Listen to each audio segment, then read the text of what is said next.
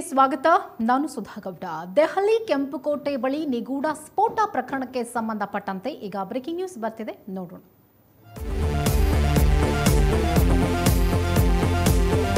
ದೆಹಲಿ ಕೆಂಪುಕೋಟೆ ಬಳಿ ನಿಗೂಢ ಸ್ಫೋಟ ಪ್ರಕರಣಕ್ಕೆ ಸಂಬಂಧಪಟ್ಟಂತೆ ಕಾರನ್ನ ಸ್ಫೋಟಿಸಿದ್ದು ಉಮರ್ ನಬಿ ಅನ್ನೋದು ಇದೀಗ ಬಹಿರಂಗ ಆಗಿದೆ.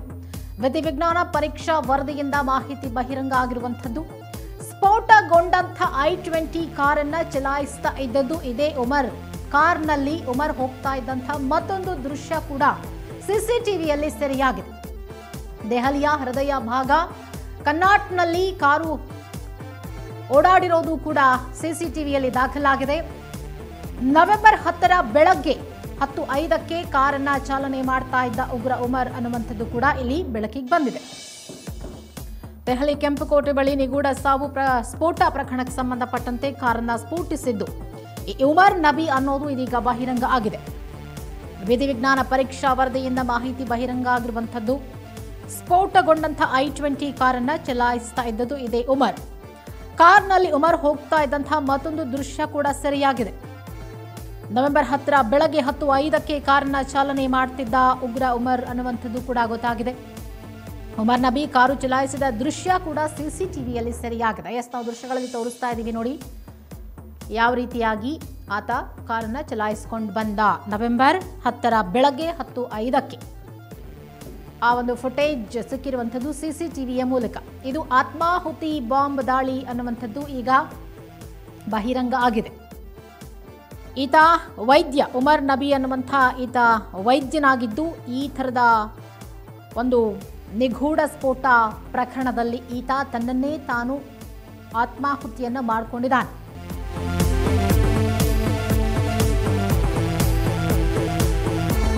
ಇನ್ನು ವಿಧ್ವಂಸಕ ಕೃತ್ಯಕ್ಕೆ ವೈಟ್ ಕಾಲರ್ ಜಾಲದಿಂದ ಹಣ ಕೂಡ ಸಂಗ್ರಹ ಮಾಡಿದ್ದ ಅನ್ನುವಂಥ ಮಾಹಿತಿ ಕೂಡ ಬಹಿರಂಗ ಆಗ್ತಾ ಇದೆ. ಸುಮಾರು 20 ಲಕ್ಷ ರೂಪಾಯಿಯನ್ನ ಸಂಗ್ರಹಿಸಿದ್ರು ಈ ಉಗ್ರರ ಜಾಲ. 20 ಲಕ್ಷ ರೂಪಾಯಿ ಸಂಗ್ರಹಿಸಿದ್ದು ಉಗ್ರ ಉಮರ್ಗೆ ಅದನ್ನು ಹಸ್ತಾಂತರ ಮಾಡಲಾಗಿದೆ. ಯಾಕೆ ಹಣ ಅಂತಂದ್ರೆ ಸುಮಾರು 20 ಕ್ವಿಂಟಾಲ್ ರಾಸಾಯನಿಕವನ್ನ ಖರೀದಿ ಮಾಡೋದಕ್ಕೆ ಈ ಉಮರ್ ಅನ್ನುವಂಥ ಉಗ್ರ 20 ಕ್ವಿಂಟಾಲ್ ರಾಸಾಯನಿಕವನ್ನ ಖರೀದಿ ಮಾಡಿದ್ದಾನೆ. 3 ಲಕ್ಷ ಹಣ ನೀಡಿ ರಾಸಾಯನಿಕವನ್ನ ಖರೀದಿ ಮಾಡಿದ್ದಾನೆ ಉಗ್ರ. ಇದು ಕೂಡ ಈಗ ಬಯಲಾಗಿದೆ. ವಿಧ್ವಂಸಕ ಕೃತ್ಯಕ್ಕೆ ವೈಟ್ ಕಾಲರ್ ಜಾಲದಿಂದ ಹಣವನ್ನ ಸಂಗ್ರಹ ಮಾಡಲಾಗಿದೆ. ಸುಮಾರು 20 ಲಕ್ಷ ರೂಪಾಯಿಯಷ್ಟು ಹಣವನ್ನ ಉಗ್ರರ ಜಾಲ ಸಂಗ್ರಹ ಮಾಡಿ ಅದನ್ನ ಉಗ್ರ ಉಮರ್ಗೆ ಹಸ್ತಾಂತರ ಮಾಡಿದ್ದಾರೆ. ಈ ಸ್ಫೋಟಕ್ಕೆ ಬೇಕಾಗಿರುವಂತಹ ರಾಸಾಯನಿಕಗಳನ್ನು ಖರೀದಿ ಮಾಡೋದಕ್ಕೆ ಅಂತ ಹೇಳಿ ಸುಮಾರು 3 ಲಕ್ಷ ಹಣವನ್ನ ಕೊಟ್ಟಿದ್ದಾರೆ. ಸುಮಾರು 20 ಕ್ವಿಂಟಾಲ್ ರಾಸಾಯನಿಕವನ್ನ ಉಮರ್ ಅದನ್ನ ಖರೀದಿ ಮಾಡಿದ್ದಾನೆ. ಖರೀದಿ ಮಾಡಿ ಪ್ಲಾನ್ ಮಾಡಿ ಅದನ್ನ ಕಾರ್ನಲ್ಲಿಟ್ಟು ಸ್ಫೋಟಿಸಿದ್ದಾನೆ. ಈ ವಿಚಾರಗಳು ಇದೀಗ ಬಹಿರಂಗ ಆಗ್ತಾ ಇರುವಂಥದ್ದು. ನಿಜಕ್ಕೂ ಈ ಥರದ ಒಂದು ಕೃತ್ಯ ಬೆಳಕಿಗೆ ಬಂದಿರುವಂಥದ್ದು ಆಶ್ಚರ್ಯ ಅಂತ ಹೇಳಿ ಅನ್ನಿಸ್ತಾ ಇದೆ. ಇದಲ್ಲೂ ಕೂಡ ಪ್ರೀ ಪ್ಲ್ಯಾನ್ಡ್ ಅನ್ನುವಂಥ ವಿಚಾರ ಕೂಡ ಇದೀಗ ಗುಟ್ಟಾಗಿ ಉಳಿದಿಲ್ಲ. ವೈದ್ಯರ ತಂಡವೇ ಈ ಉಗ್ರರ ಗ್ಯಾಂಗ್ನಲ್ಲಿ ಇತ್ತು ಅನ್ನುವಂಥದ್ದು ಕೂಡ ಮತ್ತೊಂದು ಆಘಾತಕಾರಿ ವಿಚಾರ. ಈ ಒಂದು ದೆಹಲಿ ಕಾರು ಸ್ಫೋಟ ಪ್ರಕರಣಕ್ಕೆ ಸಂಬಂಧಪಟ್ಟಂತೆ ಹೇಗೆ ಈ ಡಾಕ್ಟರ್ ಉಮರ್ ಅನ್ನುವಂಥ ಉಗ್ರ DNA ಪರೀಕ್ಷೆಯಲ್ಲಿ ಗೊತ್ತಾಗಿರುವಂಥದ್ದು, ಈತನೇ ಈ ಒಂದು ಸ್ಫೋಟಕ್ಕೆ ಕಾರಣ ಅನ್ನುವಂಥ ವಿಚಾರ ಹೇಗೆ ಗೊತ್ತಾಯ್ತಪ್ಪ ಅಂತಂದ್ರೆ, ಈಗಾಗಲೇ ಅಲ್ಲಿ ಸ್ಫೋಟಗೊಂಡಂಥ ಜಾಗದಲ್ಲಿ ಅವಶೇಷಗಳು ಸಿಕ್ಕಿರುತ್ತೆ.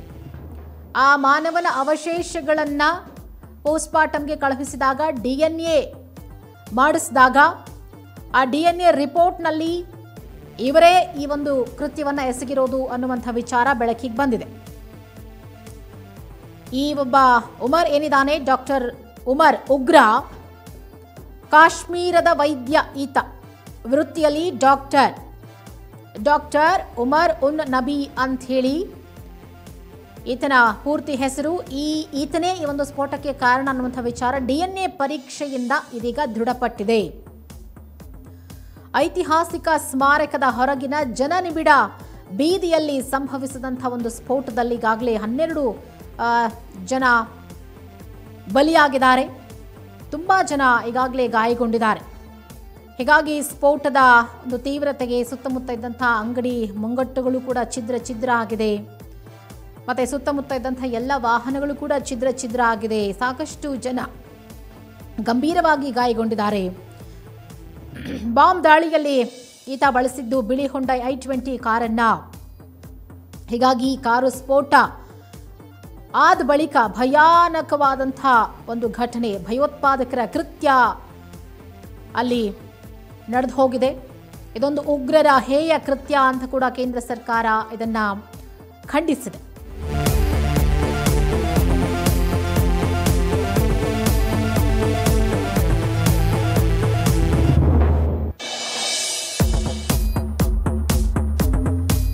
ಇನ್ನು ದೆಹಲಿ ಸ್ಫೋಟ ಬೆನ್ನಲ್ಲೇ ಕಣಿವೆಯಲ್ಲಿ ಬೃಹತ್ ಕಾರ್ಯಾಚರಣೆಯನ್ನು ನಡೆಸಲಾಗ್ತಾ ಇದೆ. ಜಮ್ಮು ಕಾಶ್ಮೀರದಲ್ಲಿ ಕಾರ್ಯಾಚರಣೆಗೆ ಇಳಿದಿರೋದು ತನಿಖಾ ಸಂಸ್ಥೆ.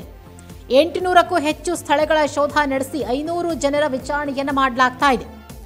ನಗರದ ಪ್ರವೇಶ ಮತ್ತು ನಿರ್ಗಮನ ಸ್ಥಳಗಳಲ್ಲಿ ಅರೆ ಸೈನಿಕ ಪಡೆ ನಿಯೋಜನೆಗೊಂಡಿದೆ. ದೆಹಲಿಯನ್ನು ಪ್ರವೇಶಿಸುವ ಎಲ್ಲ ವಾಹನಗಳ ಪರಿಶೀಲನೆ ಆಗ್ತಾ ಇದೆ. ದೆಹಲಿ ಸ್ಫೋಟವಾದಂತಹ ಬೆನ್ನಲ್ಲೇ ಇದೀಗ ಕಣಿವೆಯಲ್ಲಿ ಬೃಹತ್ ಆದಂತಹ ಕಾರ್ಯಾಚರಣೆ ನಡೆಸಲಾಗ್ತಾ ಇದೆ. ಜಮ್ಮು ಕಾಶ್ಮೀರದಲ್ಲಿ ಕಾರ್ಯಾಚರಣೆಗೆ ತನಿಖಾ ಸಂಸ್ಥೆ ಇಳಿದಿರುವಂಥದ್ದು. 800ಕ್ಕೂ ಹೆಚ್ಚು ಸ್ಥಳಗಳ ಶೋಧವನ್ನು ನಡೆಸಿ 500 ಜನರ ವಿಚಾರಣೆಯನ್ನ ಮಾಡಿದ್ದಾರೆ. ನಗರ ಪ್ರವೇಶ ಅಂದರೆ ಜಮ್ಮು ಕಾಶ್ಮೀರಕ್ಕೆ ಎಂಟ್ರಿ ಆಗುವಂಥದ್ದು, ಆಮೇಲೆ ನಿರ್ಗಮನ ಅಂದರೆ ಎಕ್ಸಿಟ್ ಎಲ್ಲಿ ಇರುತ್ತೆ ಅಲ್ಲಿ ಇರುವಂತಹ ಸ್ಥಳಗಳಲ್ಲಿ ಅರೆ ಸೈನಿಕ ಪಡೆಯನ್ನು ಕೂಡ ನಿಯೋಜನೆ ಮಾಡಲಾಗಿದೆ. ದೆಹಲಿಯನ್ನು ಪ್ರವೇಶಿಸುವ ಎಲ್ಲ ವಾಹನಗಳ ಪರಿಶೀಲನೆ ಕೂಡ ಆಗ್ತಾ ಇದೆ. ಅಂದರೆ ಈ ಒಂದು ಸ್ಫೋಟ ಆದ ನಂತರ ಮತ್ತಷ್ಟು ಭಯ ಜಾಸ್ತಿ ಆಗಿರುತ್ತೆ, ವಾತಾವರಣ ಕೂಡ ಹಾಗೆ ಇರುತ್ತೆ. ಹಾಗಾಗಿ ಮತ್ತು ಏನಾದರೂ ಸಂಚಲನ ರೂಪಿಸಿದ್ದಾರಾ ಅಥವಾ ಈಗ ಆಗಿರುವಂಥ ಸ್ಫೋಟ ಏನಿದೆ ಅದು ಇನ್ನೂ ಭಯಾನಕವಾಗಿ ಆಗಬೇಕು ಅನ್ನುವಂಥ ಏನಾದರೂ ಪ್ಲ್ಯಾನ್ ಇತ್ತಾ, ಅದರ ಕುರಿತಾಗಿ ಏನಾದರೂ ಮಾಹಿತಿಗಳು ಸಿಗುತ್ತಾ, ಸಾಕ್ಷಿಗಳು ಸಿಗುತ್ತಾ ಅನ್ನೋ ಕಾರಣಕ್ಕಾಗಿ ದೆಹಲಿಗೆ ಎಂಟ್ರಿ ಕೊಡುವಂಥ ಎಲ್ಲ ವಾಹನಗಳ ತಪಾಸಣೆ ಆಗ್ತಾ ಇದೆ. ರಾಷ್ಟ್ರ ರಾಜಧಾನಿ ನವದೆಹಲಿಯ ಕೆಂಪುಕೋಟೆ ಬಳಿ ಸಂಭವಿಸಿದ ಕಾರು ಸ್ಫೋಟ ಪ್ರಕರಣಕ್ಕೆ ಸಂಬಂಧಪಟ್ಟಂತೆ ಸದ್ಯ ತನಿಖಾ ಸಂಸ್ಥೆ ಬೇರೆ ಬೇರೆ ಆಂಗಲ್ಗಳಲ್ಲಿ ತನಿಖೆಯನ್ನು ನಡೆಸ್ತಿದ್ದಾರೆ. ಅರೆ ಸೈನಿಕ ಪಡೆಗಳನ್ನು ನಿಯೋಜನೆ ಮಾಡಿ ದೆಹಲಿ ಸುತ್ತಮುತ್ತ ಬಿಗಿ ಬಂದೋಬಸ್ತನ್ನು ಕೂಡ ಕಲ್ಪಿಸಲಾಗಿದೆ. ಈಗಾಗಲೇ ಈ ಡಾಕ್ಟರ್ ಉಮರ್ ಅವರ ತಾಯಿಯ DNA ಮಾದರಿಗಳು, ಸ್ಫೋಟದ ಸ್ಥಳದಿಂದ ವಶಪಡಿಸಿಕೊಂಡಂತಹ ಮೂಳೆಗಳು ಮತ್ತು ಹಲ್ಲುಗಳಿಂದ ಹೊರತೆಗೆಯಲಾದ DNA ಮಾದರಿಗಳೊಂದಿಗೆ ಹೋಲಿಕೆಯಾದ ನಂತರ ಈತನೇ ಈ ಸ್ಫೋಟವನ್ನು ಸ್ಫೋಟಿಸಿದ್ದು, ಈ ಘಟನೆಗೆ ಈತನೇ ಕಾರಣ ಅನ್ನುವಂಥ ವಿಚಾರ ಇದೀಗ ದೃಢಪಟ್ಟಿದೆ. ಹೀಗಾಗಿ ಕಾರನ್ನು ಚಲಾಯಿಸಿದ ವ್ಯಕ್ತಿ ಉಮರ್ ಅಂತ ಹೇಳಿ ತನಿಖಾಧಿಕಾರಿಗಳು ಮೊದಲೇ ಶಂಕಿಸಿದ್ರು, ಈತನೇ ಇರ್ಬೋದು ಅಂಥೇಳಿ. ಆಮೇಲೆ CCTV ದೃಶ್ಯಾವಳಿಗಳನ್ನು ಪರಿಶೀಲನೆ ನಡೆಸಿದಾಗ ಅದು ಕನ್ಫರ್ಮ್ ಆಯಿತು. ಆದರೂ ಕೂಡ ಚಾರ್ಜ್ ಶೀಟ್ ಸಲ್ಲಿಕೆ ಮಾಡುವಾಗ ಮೃತ ವ್ಯಕ್ತಿ ಉಮರ್ ಅನ್ನೋದಕ್ಕೆ ವೈಜ್ಞಾನಿಕ ದಾಖಲೆ ಅಗತ್ಯವಿತ್ತು. ಹಾಗಾಗಿ DNA ಪರೀಕ್ಷೆಗೆ ಮುಂದಾದ್ರು. ಉಮರ್ ಕುಟುಂಬಸ್ಥರ DNA ಸಂಗ್ರಹಿಸಲಾಗಿತ್ತು. ಜೊತೆಗೆ ಅಲ್ಲಿ ಬಿದ್ದಂಥ ಅವಶೇಷಗಳ ಒಂದು DNA ಪರೀಕ್ಷೆಯನ್ನ ಮಾಡಿದಾಗ ಎರಡಕ್ಕೂ ಮ್ಯಾಚ್ ಆಯಿತು. ಹೀಗಾಗಿ ಆತನೇ ಕೆಲಸ ಮಾಡಿದ್ದು ಅಂಥೇಳಿ ವಿಚಾರ ಬೆಳಕಿಗೆ ಬಂತು. ಆಮೇಲೆ ಈ ಡಾಕ್ಟರ್ ಉಮರ್ ಅನ್ನುವಂಥ ಉಗ್ರ ಏನಿದ್ದಾನೆ, ಈತನ ಸ್ವಭಾವ ಹೇಗಿತ್ತು, ಈತನ ವ್ಯಕ್ತಿತ್ವ ಏನು ಅನ್ನುವಂಥ ಒಂದಷ್ಟು ರಿಸರ್ಚ್ ಕೂಡ ನಡೀತು. ಆಗ ಸಿಕ್ಕಿರುವಂಥ ಮಾಹಿತಿಗಳ ಪ್ರಕಾರ ಡಾಕ್ಟರ್ ಉಮರ್ ಶಾಂತ ಸ್ವಭಾವದ ವ್ಯಕ್ತಿ ಅನ್ನುವಂಥ ವಿಚಾರ ಕೂಡ ಬೆಳಕಿಗೆ ಬಂದಿದೆ. ಆಮೇಲೆ ಆತನಿಗೆ ಓದೋದೇ ಒಂದು ಪ್ರಪಂಚವಾಗಿತ್ತಂತೆ. ಪೊಲೀಸ್ ಮೂಲಗಳು ಹೇಳೋ ಪ್ರಕಾರ ಉಮರ್ನ ಇತ್ತೀಚಿನ ನಡವಳಿಕೆಯಲ್ಲಿ ಬಹಳಷ್ಟು ದೊಡ್ಡ ಮಟ್ಟದಲ್ಲಿ ಬದಲಾವಣೆಗಳಾಗಿತ್ತು ಅನ್ನೋದನ್ನ ಕೂಡ ಪೊಲೀಸ್ ಮೂಲಗಳು ಹೇಳ್ತಾ ಇದೆ. ಸೊ ಹಾಗಾಗಿ ಸದ್ಯಕ್ಕೆ ಈ ಡಾಕ್ಟರ್ ಉಮರ್ ಆತ್ಮಾಹುತಿಯನ್ನ ಮಾಡಿಕೊಳ್ಳೋದ್ರ ಮುಖಾಂತರ ದೆಹಲಿಯಲ್ಲಿ ಈ ಕೆಂಪುಕೋಟೆಯ ಒಂದು ಸ್ಫೋಟ ಪ್ರಕರಣಕ್ಕೆ ಸಂಬಂಧಪಟ್ಟಂತೆ ಸಾಕಷ್ಟು ಜನರನ್ನ ಬಲಿ ತೆಗೆದುಕೊಂಡಿದ್ದಾನೆ.